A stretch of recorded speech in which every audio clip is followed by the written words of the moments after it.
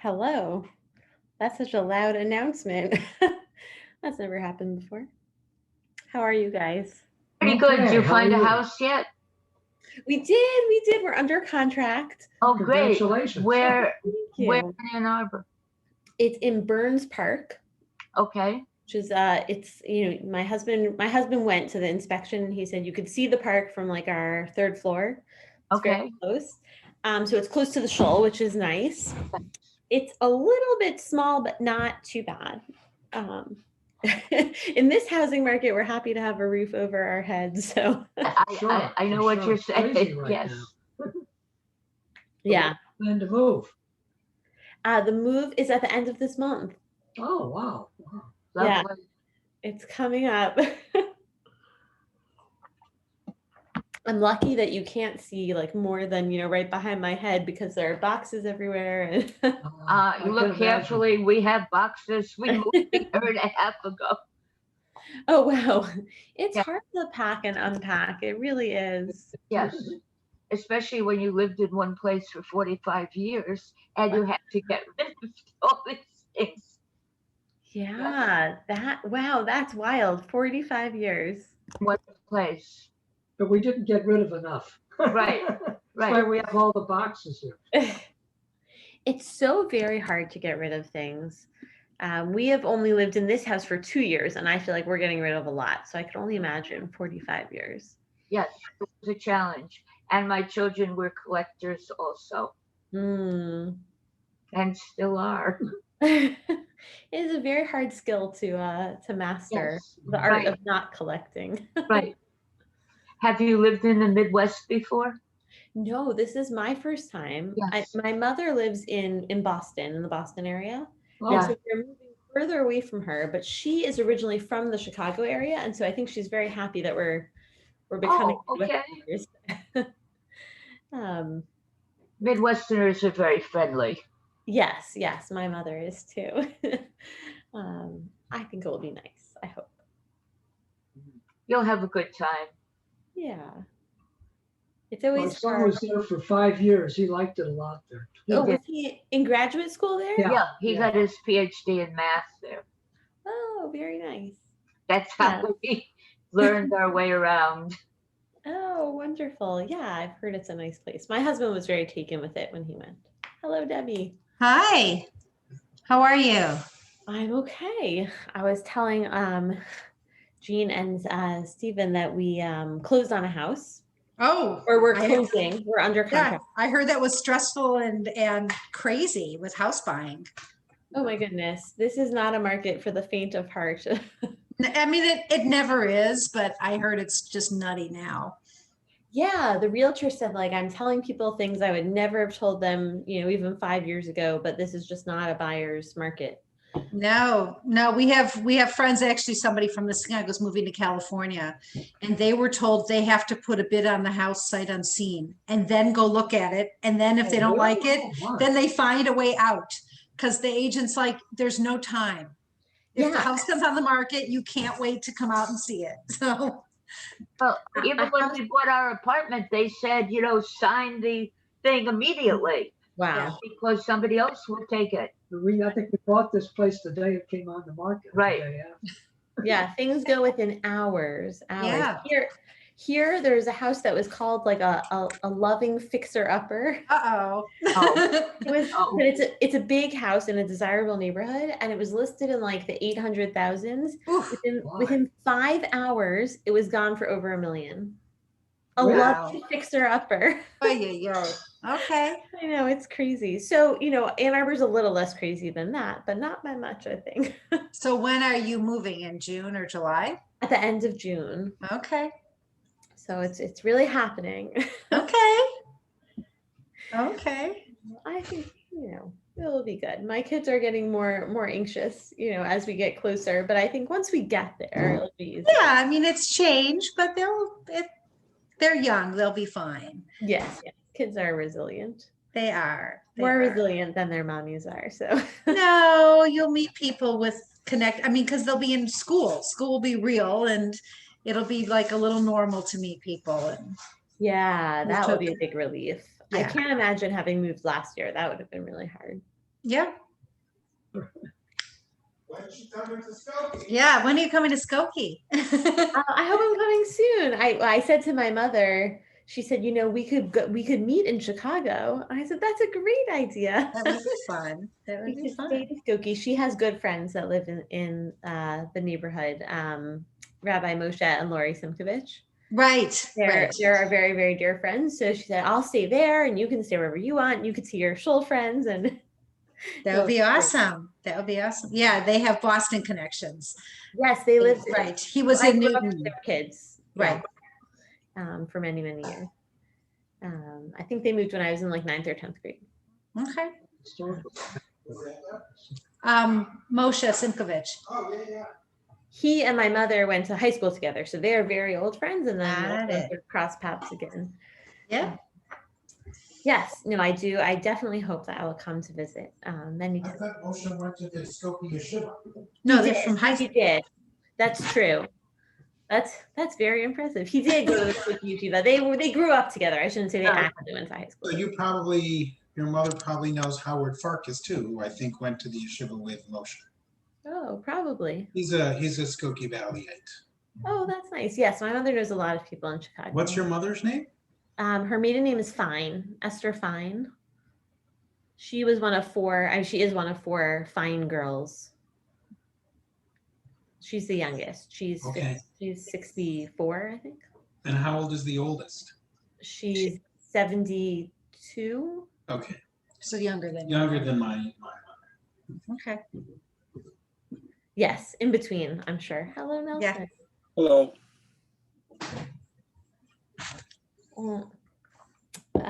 Well, I feel like I want to start with the sad news so that everyone could be sad with me.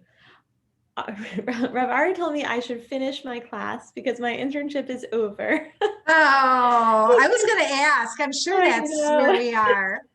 He said to me, he said, you could do like one more. I said, well, why don't I do one more and then say I'll do one more after that so it's not so abrupt. Oh.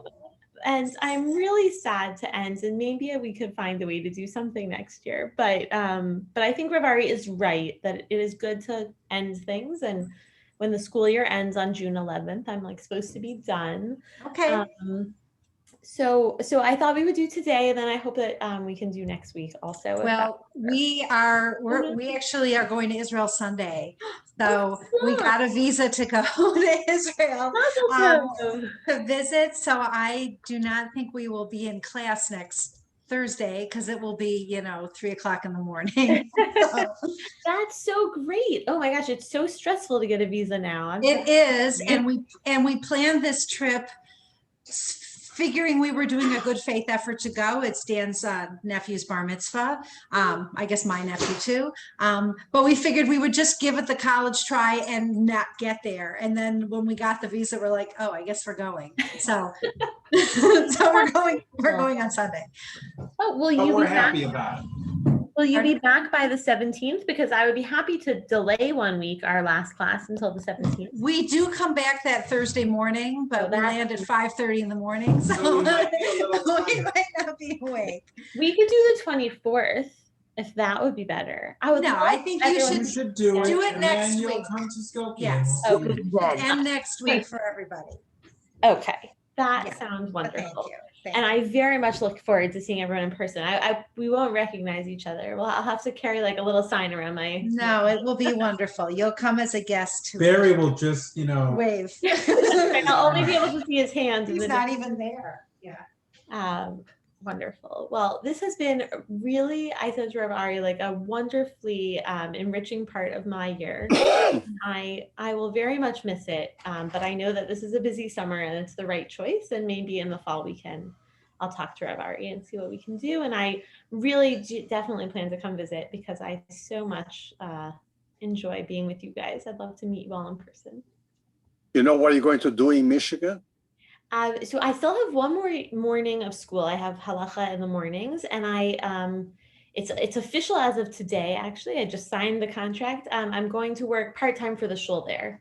The shul is very small. It usually shares a rabbi with the Hillel, and they don't have anyone this year. So I'm going to be just for the shul, the part-time director of education and religious engagement, which is Well- like a lot of fancy words for not the rabbi, because they're not yet prepared for female rabbis there. But I think it will be nice, and I'm looking forward to it. But it will be And this is in Ann Arbor you're going to be Yeah. living? yes.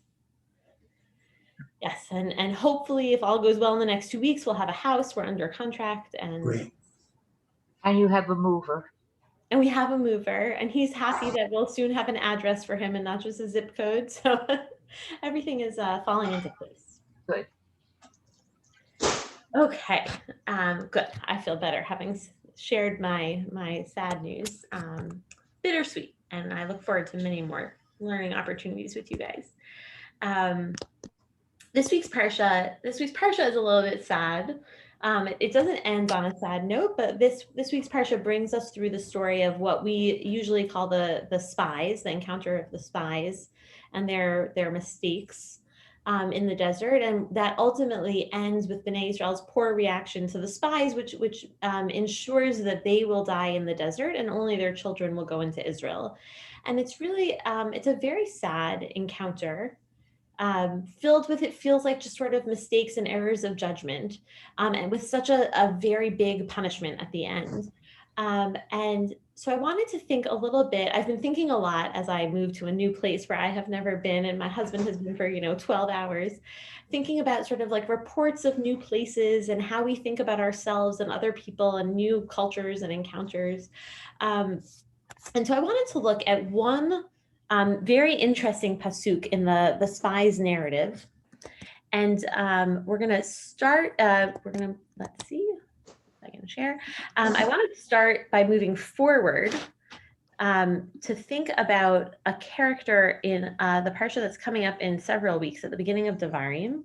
And then we're going to work our way backwards to our Parsha from there. But I promise you we'll end with the spies again. And this is, I would say, it's like a really fun Parsha Nut journey. There's a podcast that I really like to listen to called Parsha Nut, or Parsha Nut. He's like the Parsha Nut. And he loves this kind of thing. And so I borrowed heavily from his class on Devarim here. But as I said, he ends back in our Parsha. And I think the ending is great and lends so much insight to our Parsha. So in Devarim, in the first book of Devarim, so in a few weeks, you'll have another good Parsha class sort of left over, the remnants. We see a character, Og Melech HaBashan, who is sort of appears throughout Tanakh, and we're going to sort of unpack him a little bit. Right, and the text tells us, Ki rak Og Melech HaBashan nish'ar miyater harifaim. Right, that Og Melech HaBashan, the king of Bashan, was the only one left remaining of the Rifaim. Now, Rifaim are some sort of giant, it seems like. And there are a few other words for giants, 2 other words in Tanakh, and we'll see all of them sort of. It seems they're all interrelated. All the giants in Tanakh know each other some way or another. And how do we know that he's big? Right, we know that he's big because Hine arso eres barzel halo hi berabat bnei Ammon. His bed, a bed of iron, is now in Rabbah of the Ammonites. Teisha abot arkav arba amot rachva. It's very, very large. So when you sort of translate the cubits into feet, it comes out to 14 feet by 6 feet. Which means that if beds were sort of proportional to the way they are now, that Og was probably about 10 feet tall. And what's interesting about that is that the Rashbam says that this was actually, the arsa is a crib, which means he was 10 feet tall when he was a baby. So maybe he was really, really tall later in life. Right, but we have this big giant king at the beginning of our Parsha.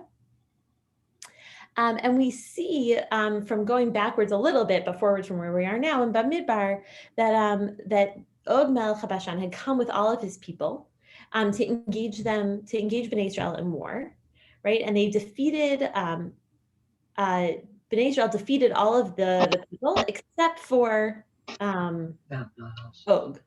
So he's sort of left behind, and he becomes sort of a legend amongst the the rabbis in our rabbinic tradition. And it's interesting to think about why he's so important, right? And there are other kings that are sort of left behind, right? David makes his mistake. There are other, the 5 kings with Abraham. There's lots of stories about kings, but Og sort of captures the rabbinic imagination, maybe is how I would say it. And a case in point is this legend that the Gemara tells in Brechot. Right, the Gemara talks about how there was a rock that Og wanted to throw at Bnei Israel. And so he's really tall. So instead of just picking up like even a big size, like softball size rock, he picks up a mountain to throw at them, right? Something that's 3 parasang, talta parse, 10 miles wide, right? So he says, I'll go uproot this mountain and throw it at them and kill them. And he goes to do it, azal akar tura bar talta parse, va'aite al reshe, right? He raises it over his head, va'aite kedusha brichu, ale kamse, v'nakvuha v'nichet betsav are, right? So what does God do? God sends ants, which dug holes in the mountain, and it collapses around Og's neck. Right? And then once the ants have done their work, Moshe jumps in and he is able to strike the mountain and Og and to ultimately kill him. Right, so this is a kind of wild story. It's hard to imagine that this really happened, right? If we think that Tanakh really sort of unfolded roughly the way it's described, we cannot imagine in the desert a 10-foot, possibly taller man picking up a mountain and then a swarm of ants like rushing in as superheroes to save the day, right? And so to understand better this story and why the Gemara would, depending on how you want to approach it, why would they make up such a story? Why would they relate such a story, right? What is special about Og and the ants and to understand what it is? And so if we look here in that same Parsha, right, God says to Moshe, Al tira oto, don't be scared of him. Ki biyadcha natati oto ve'kol amo ve'et artzo, right? Like God says, don't worry, Moshe, he's really tall, but I'll take care of him, right? And so the Midrash in Tanchuma wonders, like, why is Moshe particularly afraid of Og, right? He battled Paro, he battled through the plagues, which were obviously scary. They crossed through the Red Sea, right? There's so many ways God has reassured Moshe of these extra supernatural things. And yet here is where Moshe is truly terrified. So the Midrash Tanchuma steps in to answer, and they explain that there was no one mightier in the world. Shelo amad ba'olam gibor kashem mimenu, right? No one stronger than him. He remains from those mighty ones, the Amraphel, the Chaverav, the troops that they had killed. And so now we are digging even further back, right? So we start with Og and Devarim, and then we peel the story back to Og in Bamidbar with the ants. And now we're peeling him back even further into Breshit Yudalid. And Breshit Yudalid is the story of the story of when Abraham and Lot are captured in the war, right? And it says that they struck the Rephaim at Ashtot Karanim, and he was the survivor, as usual, right? He is surviving. And then there's a pasuk that says, and a survivor came and brought the news to Abraham, the Hebrew, right? And so the Gemara in Masechet Nida explains, why is Moshe so scared of Og? Not just because he's 10 feet tall, not just because he comes from this giant race, but because a stranger, this is the stranger, right, is Og, brought Abraham this news, that saved Abraham. And then Abraham somehow gets Og gets this extra credit, right? He becomes the person who saved Abraham. So he's not just a giant, he's a giant who has some gold stars from God in his ledger, right? And so we can see that the Midrash continues to sort of flesh Og out. Now Og is a really complicated character. He's someone who saved Abraham, but then centuries later goes on to want to kill Bnei Israel with this giant mountain in his hand. Right, and then at the end of Nida, we get one more peel back, right? Because it says, who is this stranger who saved Abraham? That this is Og, ze Og shepalat midor hamabul. He survived the generation of the flood. And so now, right now, we're not only in Abraham's time, we're in Noach's time. And you might say, no, Yael, we know that only Noach and his family survived the flood, right? It says that Noach and his sons and their wives and Noach's wife got on the boat and they're the only ones who survived. And yet we can peel back again to another amazing midrash about Og, which explains that Og also survived the flood. Right? And so here, it's a fascinating story, right? Og was really, really big. And so he was able to sit on one of the rungs of the ladder. Yashav lo al eitz echad min hasulamot shel hateva. And he would, he was able to sort of anchor himself there without pulling the boat down. And so you can imagine the ark floating on the water, and Og is like really, he's just hanging on. And what's fascinating is that Noach took pity on him. Right? What does he do? He drilled a hole in the ark and he would stick out food for Og every day.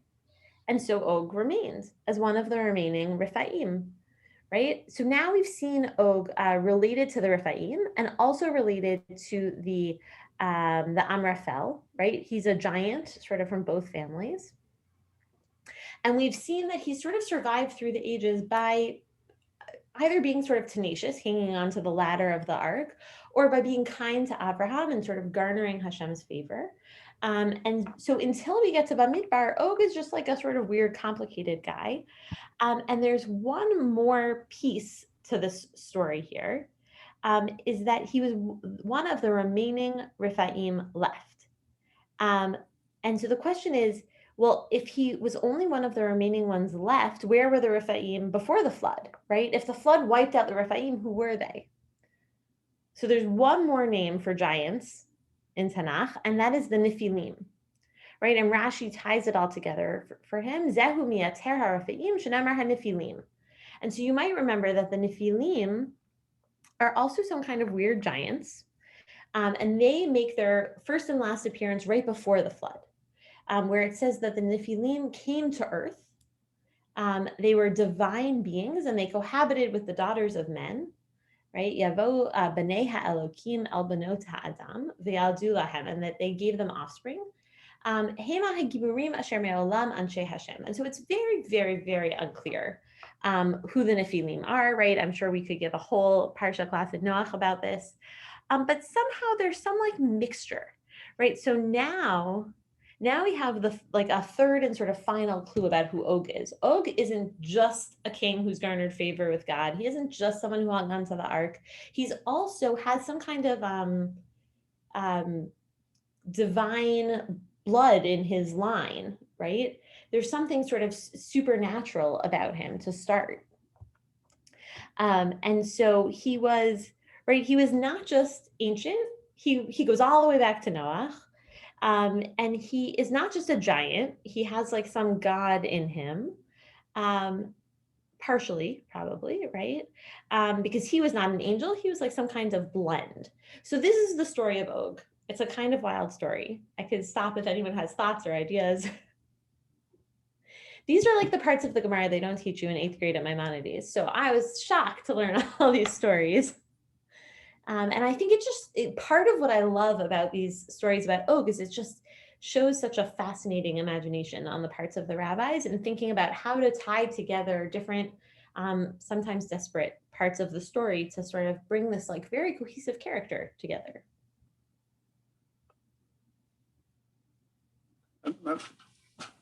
I can't help thinking that this sounds more like from a textbook of Greek mythology with all those strange semi-god characters, half god, half man, with giants.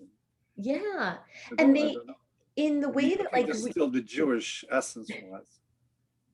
I agree with you, Nelson. And I think similarly to the way that the Greek gods often sort of do like crazy things to each other, right? They play jokes on each other, practical jokes and pranks.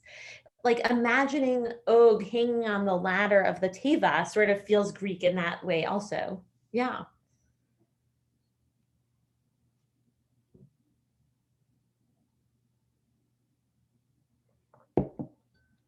Okay, so now that we have this whole story about Og, the question is why? Why do the rabbis, right, of the Gemara, of the Rishonim, of Rashi, and all of those commentaries feel this need to bring Og to life? What about him is important, right? And so I think that here we finally get to our story in our Parsha, to the story of the spies, right? And there's a lot written about them, and whether they really were supposed to spy at all, right? The word miraglim does not actually appear in the Parsha at all. Rashi connects it for us. He calls it the Parshat HaMiraglim. That's the first time we see it. The word in the text is latur, which means to tour today, confusingly in English and Hebrew. Right, to be tourists.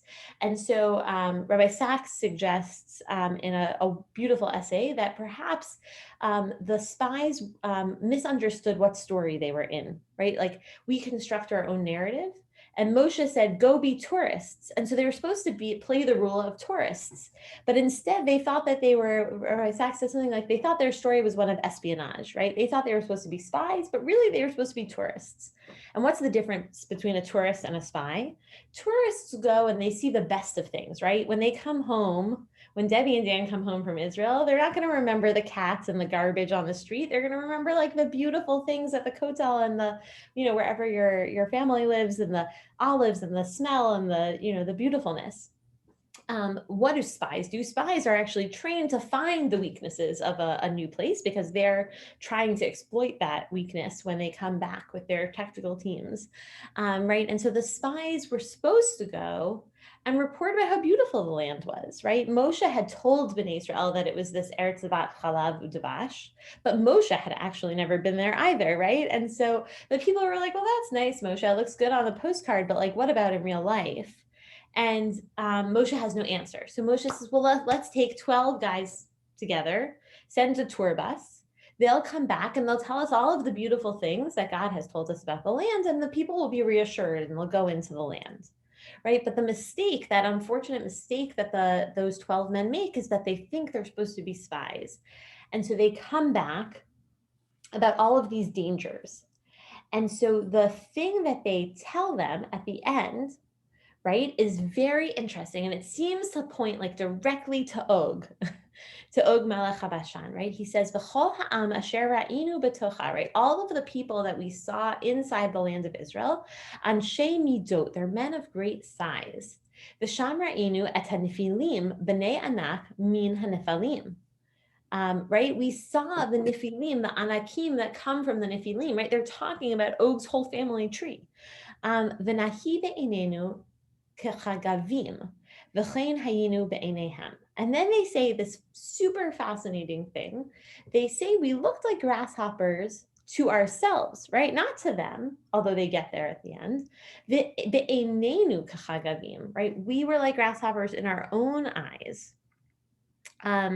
So it's not about, it's right. You might have thought they might have just talked about how big the Anakim were and the Nefilim.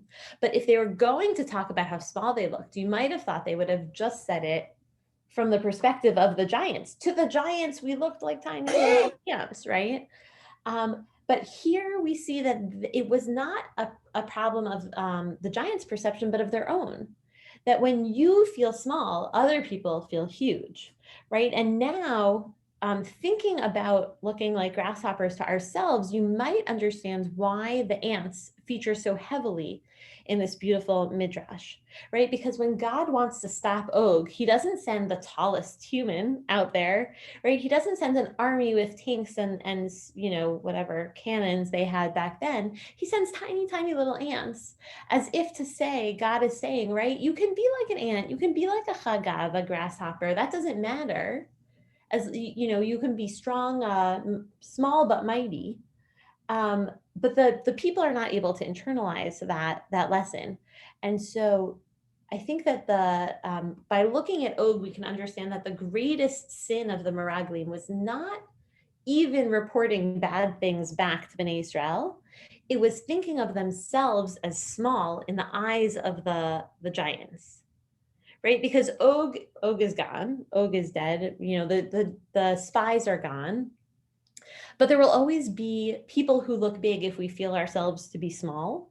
And so the mistake was that they told that story, they told that narrative, they put that narrative in Bnei Israel's minds, that not only do we look, are they big, but be'einenu k'chagavim, that we look like grasshoppers.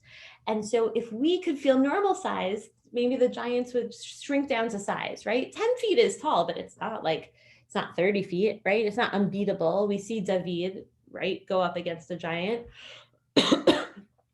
He wasn't, right, inhuman. He had some human lineage.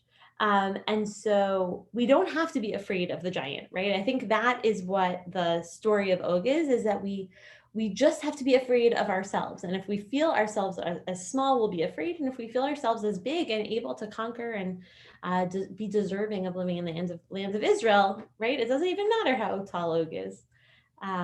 So I wish for ourselves that we do not feel like grasshoppers and we do not see ourselves as grasshoppers, and that we only find good reports wherever we go, whether it is Michigan or Israel or anywhere else.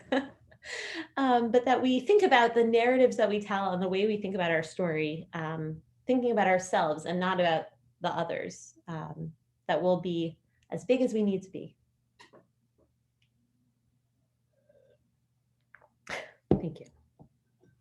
I was just thinking this whole half an hour that, and now you gave me the closure for my thoughts. And I watched generations and generations of interns going through internship after medical school and coming out real doctors.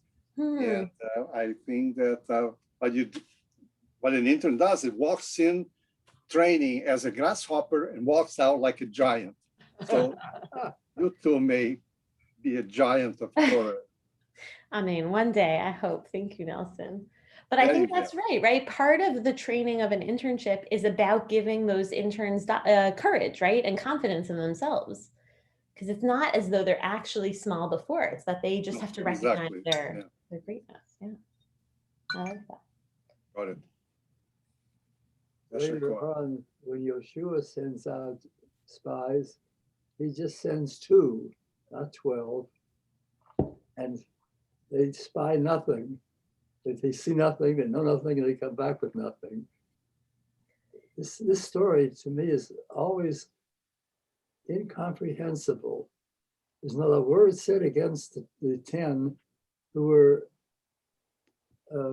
frightened by what they saw, and nothing that Yahushua says or Caleb says in any way addresses the worries they have. They just say, we should believe, we should go on.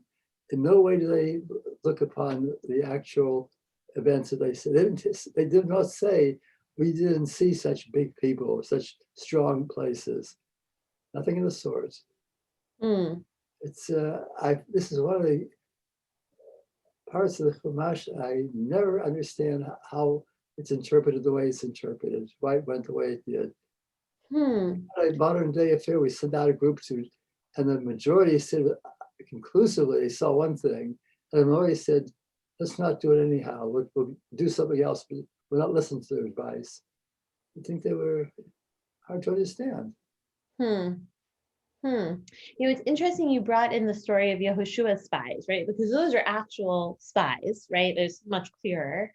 And the spies actually find out that the people were scared of, the people living there in the land of Israel were scared of the initial 12 spies, right? I don't have the language on the tip of my tongue, but that actually the reality was not that the giants were so giant and the spies were so small.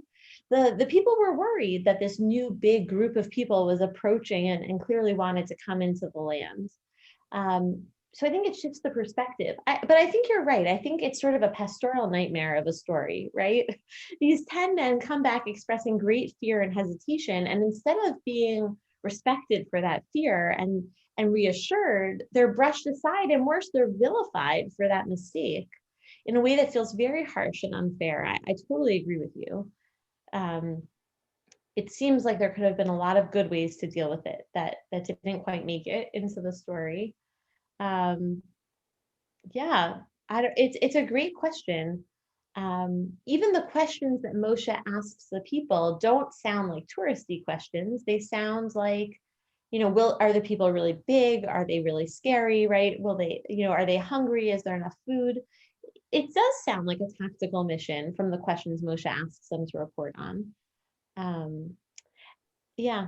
I read somewhere this week that the Lubavitcher Rebbe said that the sin of the spies was not a fear of failure, but a fear of success. And so what he said was that, right, when Bnei Israel lived in the desert, they got their food directly from God. They had the Av Ha'anan over them. There was like this very intimate connection to God, right? And we talked about that a little bit, about how the Midbar sort of, right, strips everything away about your relationship with God. And that the spies realized, were they to go into the land and conquer it, they would have to live like normal people, and they would have to find that relationship in some other way.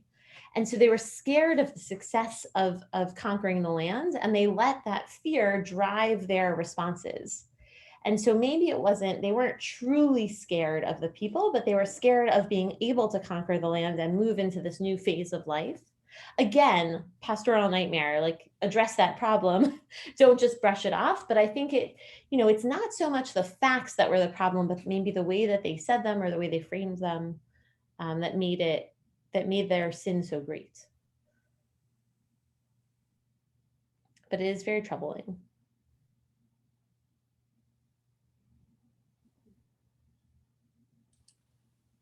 Is something analogous to having cold feet. Mm-hmm. Yeah. Yeah, and I guess the The question, day of your wedding. yes. The question, right, is like, if a groom has cold feet, he ruins his life, maybe his Kala's life, his parents might be frustrated, her parents. But when you're responsible for all the people, as these 12 men were, the stakes are higher maybe for the cold feet.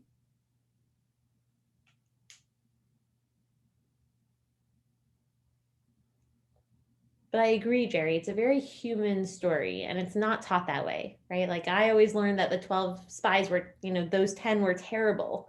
They're not terrible. They're Nasi'im. Like, they're obviously good people at the start of it, and they have a hard mission that they sort of mess up, but it doesn't seem to be an outright sin. They introduced this Anshe Chayil, I think, and the outstanding people in each of the tribes. They were not introduced as negatively. Mm-hmm. I think some of it is that they come off as manipulative. This is great, and this is great, and this is great, but it's impossible. So I think it's not just that they reported, but they injected their own thing and to kind of convince everyone else that it was impossible, which is what was so bad about it. And it also seems like they had to conspire with each other to bring this report. Yeah. And again, I think it goes back to that perspective thing, right? If they had taken a deep breath when they got home and said, there are some scary pieces, but they didn't have to say, right, in our own eyes, we are grasshoppers, so too in their eyes. They didn't have to incite fear, perhaps, right, in the way that they, perhaps even intentionally did once they got home, whether they were driven by their own cold feet or fear of success or whatever the thing was, right? That was a big thing to do, right? They could have framed it differently. They could have said there are scary parts, but we'll be fine, right? Where was all their emunah in Hashem that had just taken them out of Egypt and kept them alive in the desert? Right, that is not mentioned in the recounting. And how do they know how the Canaanites perceive them? Yeah, So it's a great question. they don't.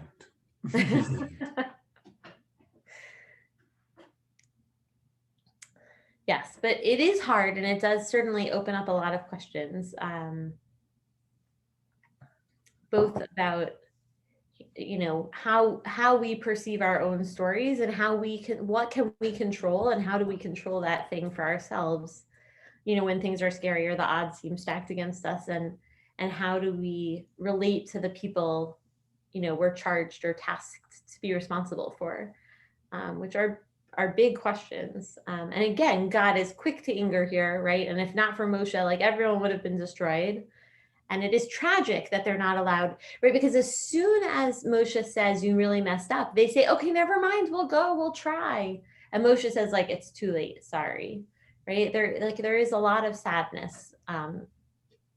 It doesn't feel mean, be like the punishment fits the crime.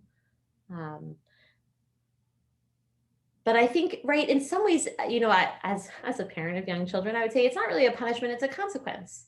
If you see yourself as grasshoppers, why are you deserving to go into the land of Israel, right? It has nothing to do with a punishment.